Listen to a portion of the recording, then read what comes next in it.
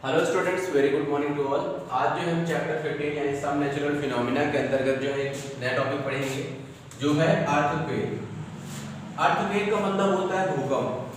ठीक है, भूकंप का मतलब है भू यानी पृथ्वी, कंप यानी कांपना, है ना। तो पृथ्वी का कांपना यानी पृथ्वी जब वाइब्रेट या इसको हम शेकिंग बोलते हैं, किसी हिलने लगे तो इसको बोलते हैं भूकंप। तो होता क्या है, भूकंप क्या है, जब पृथ्वी कुछ समय के लिए when the earth vibrate for a short moment, तो जब अर्थ कुछ समय के लिए जो है वाइब्रेट करने लगे, कंपन करने लगे, तो इसको हम बोलते हैं, इस जो गतिविधि को बोलते हैं, यानी इस पूरी प्रोसेस को जिसमें हमारी जो अर्थ है, ये जो अर्थ है, अर्थ क्या करे, वाइब्रेशन करने लगे, कंपन होने लगे, उसमें कांपने लगे, यानी हमें जो है मूवमेंट समझ में आने लगे कि अर्थ मूव कर रही है। ठीक है, तो अर्थ जब वाइब्रेट होगी तो चीजें इधर उधर हिलने लगेंगी, और ये जो प्रोसेस है ये कहलाता है अर्थक्वेक यानी भूकंप। अब भूकंप आता क्यों है, इसको देख लेते हैं। भूकंप आने का जो मुख्य कारण ये होता है कि हम सभी को पता है कि जो अर्थ का अगर कंस्ट्रक्शन की अगर हम बात करें तो हम ये मानते हैं कि अर्थ जो है ये सूरज का ही एक टुकड़ा है। अर्थ जो है सूरज का ही एक टुकड़ा है, यानी सारे जहां जितने भी प्लैनेट्स हैं सब ये जो है सन के ही एक पार्ट है। तो कभी पास्ट में कई सालों पहले, यानी मे भी काउंटिंग नहीं कर सकते, बट हजारों लाखों साल पहले सूरज से ही टूटा हुआ कुछ टुकड़े टूटे, टूट कर इस तरीके से बिखरे कि वो 9 ग्रहों में बट गए, कुछ आकाशीय पिंडों में बट गए छोटे छोटे, ठीक है, सैटेलाइट्स में बदल गए। तो ये सारी चीजें जो बहुत सारे जो पिंड जो है उस टाइम पे बहुत ज्यादा गर्म थे, वो जब ठंडे हुए, ठंडे होने के बाद जो है जब यहाँ पे शीतकालीन हुआ है, जब ये गर्म था, गर्म से थोड़ा ठंडे होने की प्रोसेस में ही थे, ठीक है, लेकिन ठंडे होने की प्रोसेस के जस्ट पहले यहाँ डायनासोर थे उस गर्म एनवायरनमेंट में। उसके बाद जब ठंडे वाला टाइम आया कि जब अर्थ पूरी तरीके से आउटर जो उसका पार्ट है पूरी तरीके से ठंडा हुआ, शीतकालीन युग आया। तो जब शीतकालीन युग आया उस समय क्या हुआ कि शीत युग आने की वजह से जो है डायनासोर उस ठंडी को बर्दाश्त नहीं कर सके और वो उनकी पूरी की पूरी प्रजाति जो है खत्म हो गई। ठीक है, तो अर्थ जो है ठंडी तो हो गई, लेकिन ये कहाँ ठंड हो गई, बाहरी पूरा आउटर स्फीयर जो है इसका ठंडा हो गया। ठीक है, लेकिन जो अंदर था, अंदर अभी भी अर्थ वैसे ही है जैसा कि स्टार्टिंग फेज में थी, कि मोल्टेन यानी पिघला हुआ लावा अभी भी इसके अंदर है। अगर हम इसकी खुदाई करें, अंदर जाते जाए तो हमें टेम्परेचर जो है बढ़ता हुआ मिलेगा। इवन इसका क्रोड जो है बहुत ज्यादा हार्ड होगा। तो यहाँ पे जो भी अर्थ के अगर हम बात करें निचली सतह पे, तो निचली सतह पे आज भी जो चट्टानें जो हैं, बड़ी बड़ी चट्टानें यानी टेक्टोनिक प्लेट्स जिन्हें बोला जाता है, ये पूरे जितने भी हम महाद्वीप वगैरह देखते हैं, ये इन महाद्वीपों का निर्माण ही हुआ है उन टेक्टोनिक प्लेट्स के ऊपर ही है ये महाद्वीप। तो अब जब वो टेक्टोनिक प्लेट्स मूव करती हैं तो पूरा का पूरा महाद्वीप मूव कर जाता है, यानी पूरा का पूरा महाद्वीप जो है अपनी एक जगह से दूसरी जगह पे चला जाता है।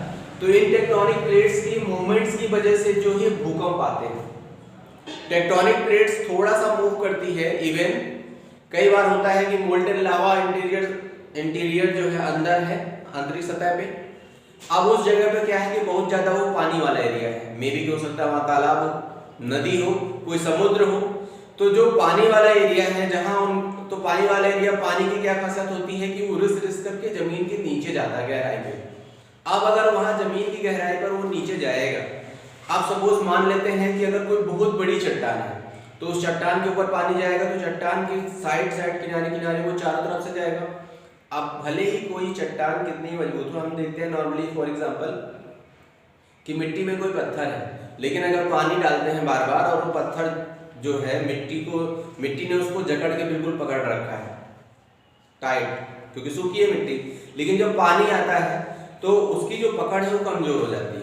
सेम ऐसा ही होता है प्लेट्स, टेक्टोनिक प्लेट्स के साथ। इवन अगर कोई बहुत बड़ी चट्टान है जिसके नीचे मोल्टेन लावा है तो उसके साथ भी सेम यही होता है कि वहां पर जाती है पानी जो है रिस कर जाता है और उसकी आउटर सरफेस में जो उसकी पकड़ है जमीन के साथ उसको कमजोर कर देता है।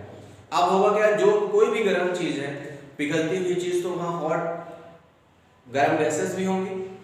अब उन गैसेस को बाहर निकलना है किसी भी तरीके से, लेकिन वो उस चट्टान के दबाव के कारण जो है दबी हुई है। अब जैसे ही उसकी पकड़ साइड से चट्टान की ढीली होगी उस आसपास की मिट्टी के साथ, तो क्या होगा, वो जो है गैस हाई प्रेशर के साथ ऊपर आएगी।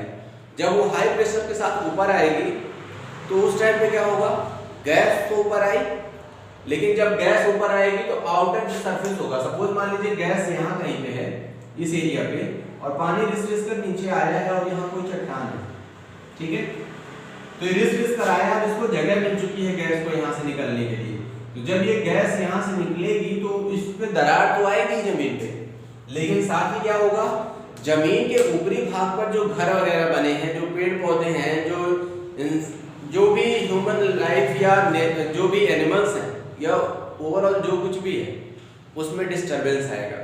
अगर कोई बिल्डिंग बनी है तो वो हिलने की वजह से टूट सकती है, इवन टूटती ही है ज़्यादातर भूकंप के केसेस में। अगर ज़्यादा तीव्रता का भूकंप होता है तो टूट जाती है, इवन अगर कम तीव्रता का भूकंप हुआ तो भी क्रैक्स वगैरह आ जाते हैं। तो भूकंप आने का मेन कारण यही है कि पानी का रिसाव नीचे होता है, वो जो भी नीचे बड़ी बड़ी चट्टानें हैं उन पे जाता है, उनकी पकड़ को कमजोर करता है आसपास के जमीन के साथ, मिट्टी के साथ, और उसकी वजह से जो उसके अंदर जो नीचे जो गैसेस दबी हुई हैं जो कि हाई प्रेशर पर है वो बाहर निकलना चाहती हैं। तो जब वो बाहर आती हैं तो ये भूकंप जैसी जो गतिविधि है, यानी भूकंप की जो प्रोसेस है अर्थक्वेक, ये तभी आता है। तो ये था मेन कारण अर्थक्वेक आने का। अर्थक्वेक हमारे इंडिया में अगर हम बात करें तो कश्मीर वगैरह के क्षेत्र पे भी आते हैं, जितने भी कोस्टल एरियाज हैं, समुद्री किनारे, वहाँ भूकंप आने का थोड़ा ज़्यादा चांसेस रहता है। इसके अलावा जो हमारे सेंट्रल हिमालयाज रीजन है वहाँ पे, यानी केंद्रीय हिमालय का जो क्षेत्र है वहाँ पे भी जो है भूकंप आने के चांसेस रहते हैं। भूकंप से होता क्या है, भूकंप से ज़्यादातर जन और धन की हानि होती है, यानी ह्यूमन लाइफ या एनिमल लाइफ या जो भी हमारे नेचुरल रिसोर्सेज हैं वो डिस्ट्रॉय हो जाते हैं, ठीक है। तो ह्यूमन लाइफ या एनिमल्स की लाइफ वो भी डिस्टर्ब होगी, क्योंकि कोई भी बड़ी बिल्डिंग्स है जो टूट के गिरेगी तो उसमें रहने वाले लोग तो ऑलरेडी दबेंगे। तो इसलिए हमें जो है कभी भी अगर हमें ऐसा लगता है कि अर्थ वाइब्रेट कर रही है तो उस टाइम पे हमें क्या करना चाहिए, ओपन इन्वायरमेंट पे जाना चाहिए, खुले वातावरण में, जहाँ खुला मैदान हो वहाँ निकल जाए। कभी भी बड़ी बड़ी बिल्डिंगों के बगल में न रहें या उनके आसपास न खड़े हो भूकंप आने के समय पे। क्यों? क्योंकि भूकंप आएगा तो मे बी अगर बिल्डिंग गिर सकती है, बिल्डिंग गिरेगी तो नीचे अगर उसके आसपास होंगे तो हमें जो है उससे खतरा रहेगा, ठीक है। तो ये चीज़ करनी चाहिए। इवन अगर आप हो सके घर के अंदर हैं, सो रहे हैं, तो कोशिश करें कि हमेशा जो है जो भी आपका टेबल मेज कहीं भी मिलती है उसके नीचे रहें। क्यों? अगर छत भी गिरती है तो टेबल मेज के ऊपर ही गिरेगी, आपके ऊपर डायरेक्टली नहीं गिरेगी। तो इस तरीके से जो है हमें अपने आप को भी सेफ रखना है।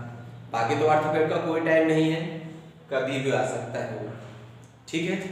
तो इस तरीके से हमने अर्थक्वेक का जो है टॉपिक कवर किया, जिसमें हमें पता चला कि अर्थक्वेक आता कैसे है।